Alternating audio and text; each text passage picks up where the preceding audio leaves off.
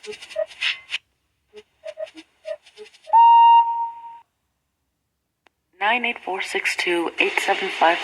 and 76624) were all trial engines for this fat-controlled railway.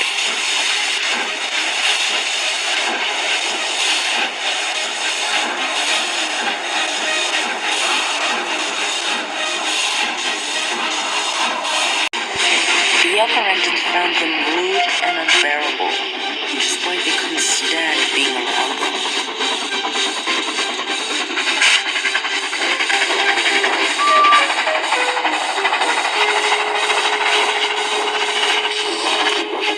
They were always awkward and condescending towards the other engines.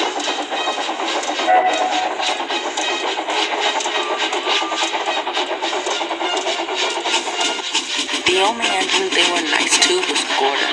They kept trying to be kind around him, but Gordon saw straight through them and basically stayed out of their way.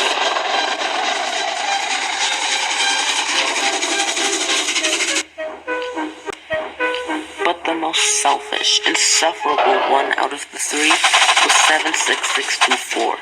He was selfish, greedy, and obnoxious, frequently trying to get his way, much to the annoyance of the other engines. But he didn't care. My railway, my common water, he would usually sneer at them. 76624 was genuinely an arrogant engine who used to show off. Well, he'd always show off in a passenger train. But his arrogance usually would land him into trouble by his back controller, and he'd usually end up getting karma.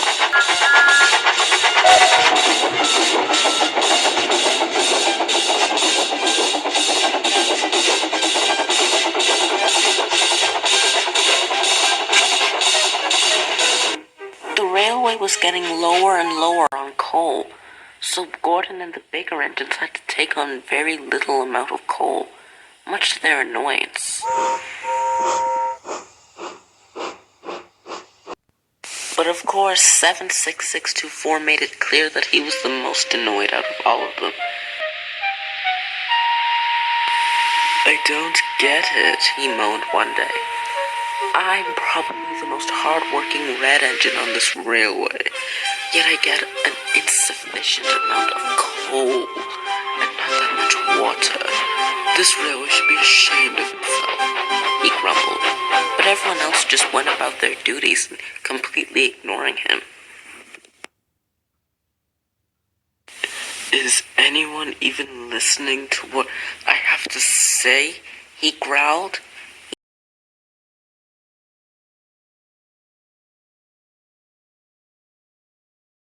He angrily watched Eagle back down into his passenger train, completely ignoring him.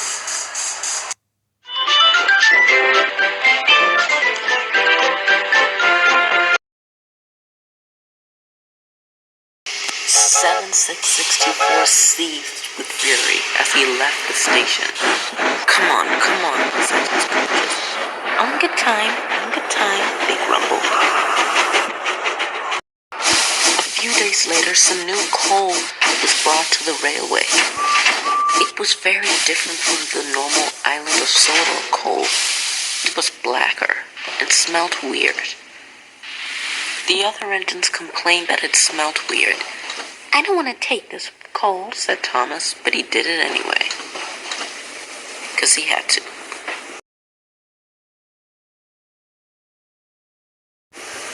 But the next day when he went to collect some coaches for another engine's train, he found it difficult to pull it.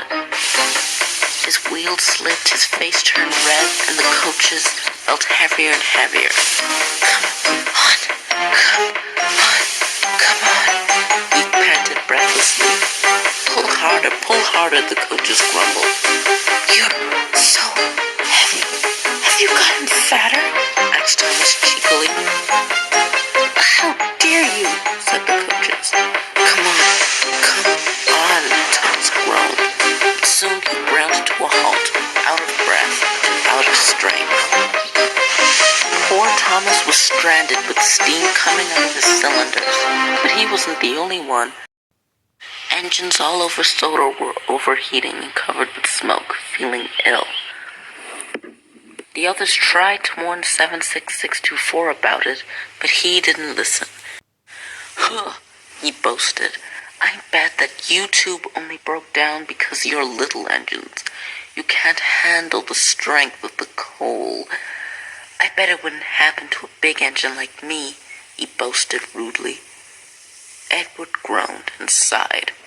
You know what, 76624, he said. Go on and try. I'm not even going to try to talk sense into you. You know what, said 76624. I will, just to prove you, old iron, wrong. He chortled while puffing proudly away. Even 98462 was fed up with 76624's ignorance. Soon 76624 entered the platform where his coaches were waiting. There he glanced over and saw 4 trucks full of coal. Well, the new coal, that is. An idea popped into 76624's funnel. Oh, driver, he said. Wouldn't you want to make my passenger run as efficient as possible? Yeah, said the driver. Well, why don't you fill my tender up with that new coal so I can go as fast as I can with a very long distance so I wouldn't have to stop for coal and water at every station. That seems like a good idea, said the driver. Suspecting nothing, it was arranged. 76624 moved to the coal trucks.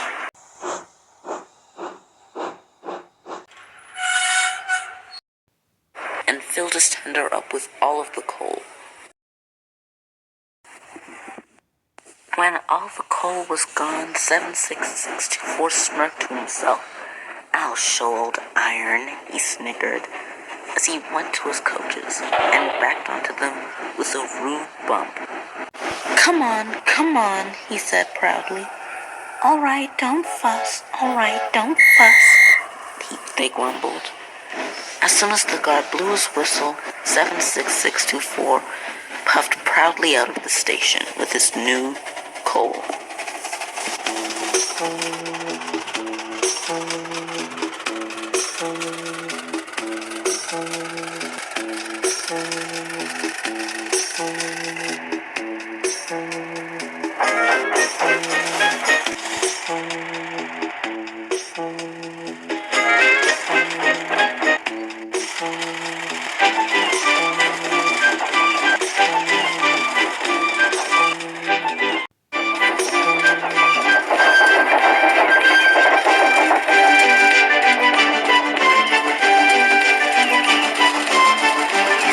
Suddenly, 76624 felt his boiler ache, and his pistons feel tired. I must be going too fast, he said, when suddenly his insides started to burst with steam and smoke. Suddenly he found himself going slower and slower and slower right in front of Henry's tunnel.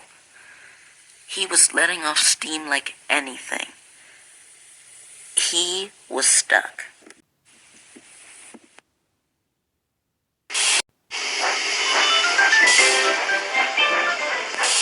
Suddenly, Eagle and Sir Topham Hatt came out of the tunnel next to 76624. Eagle couldn't help but laugh. Well, he said. Looked like we found the culprit who stole all the coal, he laughed. What's the matter, 76624? You look a little red. 76624 seethed and blew steam at Eagle. Then out stepped Sir Topham Hatt. Well, 76624, he started. I can't say I'm proud about what you did because I'm not. I'm actually quite disappointed in you. But I hope you learn now that bad coal is bad coal and it could affect steam engines big and small. But what you did, he continued loftily, was very selfish, inconsiderate, and despicable. How could you take all of the coal when it was meant for all of the engines. You ought to feel ashamed of yourself, he continued. Yes, sir, said 76624 solemnly. But, however, Topham had continued, I should thank you, because I needed a way to get rid of all of that bad coal since new good coal is on the way. So, in a way, your greediness helped me, he said. He turned away laughing, leaving 76624 gobsmacked. Then suddenly Eagle spoke up. It is alleged that you were greedy, was it? I think I finally found a name for you, 76624. Alad Greedy. The coaches, Sir Topham Hatt and Eagle all laughed, while 76624 seethed with fury and disappeared under a cloud of smoke. The Alad Greedy incident was all the other engines in the sheds could talk about. There was a whisper in the sheds. Hey, Alad Greedy, do you want to take my special freight train? It's full of coal, so you could be as greedy as you'd like. All the engines laughed except 98462 and 87546, who were as stiff as a board. Hopefully, this experience onward 76624 would now be a less selfish engine and would be less greedy about coal in the future.